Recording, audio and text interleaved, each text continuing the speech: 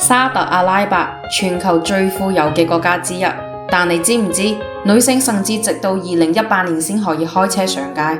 石油、錢堆起咁多高樓大廈、奢華商場、頂級大學，但制度同觀念仲係好守舊。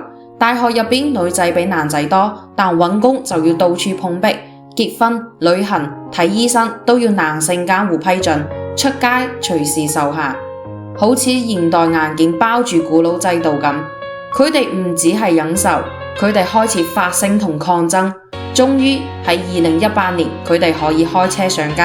21歲以上嘅女性可以獨立出國，職場女性逐步增加，有女律師、女記者、女飛行員，突破傳統限制，做以前做唔到嘅工作。